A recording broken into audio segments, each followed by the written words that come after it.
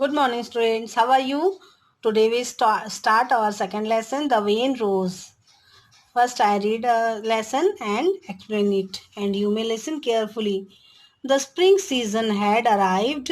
Greenery was spread all over the garden. The flowers were blooming. One day, the rose heard a pine tree appreciating it. What a beautiful flower it is. I wish I were also so beautiful. Mango tree said, Dear pine, do not be so sad. We cannot have everything. The rose turned its head and said, Of course, I am the most beautiful flower in this garden. तो जो वसंत का मौसम है वो आ चुका था और जो गार्डन था वहां पर चारों ओर ग्रीनरी फैली हुई थी, हरियाली फैली हुई थी। फ्लावर्स जो थे वो खिल रहे थे। एक दिन क्या हुआ कि रोज ने, जो गुलाब है, उसे अप्रिशिएट करते हुए देवदार के पेड़ ने कहा, कितना सुंदर फूल है ये, काश मैं भी इतना ही खूबसूरत होता। तो मैंगो ट्री ने क्या कहा कि डियर पाइन, तुम इतने सैड क्यों हो, तुम इतने दुखी क्यों हो?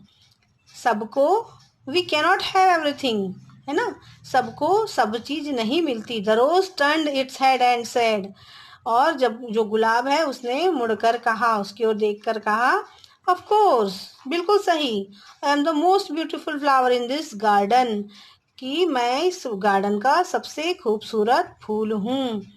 A sunflower raised its head and said to the rose, Why do you say so? In this garden there are many beautiful flowers. You are only one of them. Red Rose looked at a cactus and said, Look at this ugly plant full of thorns.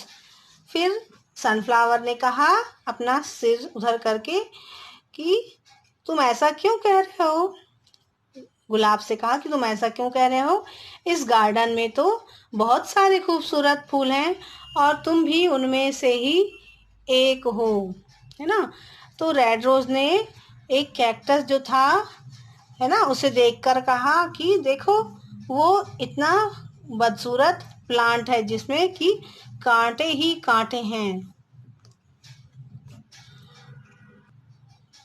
The pine tree said, Red Rose, do not utter this like this. Who can say what beauty is? You have thorns as well. The red rose looked angrily at the pine and said, I thought you had great mindfulness, but as a matter of fact, you do not know that beauty is at all.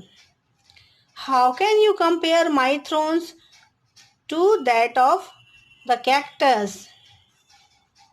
As the day passed, the red rose would look at the cactus and gave insulting remarks on it. The cactus never got upset and it even tried to advise the rose that nothing in this world has been created by the God without a purpose. फिर pine tree ने कहा, देवदार के पेड़ ने कहा, red rose, तुम इस तरह से मत बोलो। हु कैन से, कौन जानता है कि तुम क्या जानो कि सुंदरता क्या है। You have thorns as well, तुम्हारे पास भी तो कांटे हैं, तुम्हारे आसपास भी कांटे हैं। The red rose looked angrily at the pine and said, और जो रेड रोज है वो पाइन ट्री को गुस्से से देखता है और कहता है कि I thought you had great mindfulness, कि तुम्हारे पास तो दिमाग ही नहीं है। But as a matter of fact, पर ये सच्चाई है कि तुम नहीं जानते कि खूबसूरती क्या है। हाउ कैन यू कंपेयर, तुम किस तरह से मेरी और उस कैक्टस की तुलना कर सकते हो। और इस तरह से जब दिन जाते जा रहे थे, रेड रोज जो है वो कैक्टस की तरफ देख के उसकी हमेशा इंसल्ट करता, पर कैक्टस जो है वो कभी भी अपसेट नहीं होता था। हमेशा वो है जो रेड रोज को एडवाइस करता था कि इस इस दुनिया में बिना भगवान ने बिना ज़रूरत के किसी को भी नहीं बनाया। हर किसी को बनाने का कोई ना कोई पर्पस है, भगवान के पास उद्देश्य है ना। तो आज तक के लिए इतना ही। Bye bye students.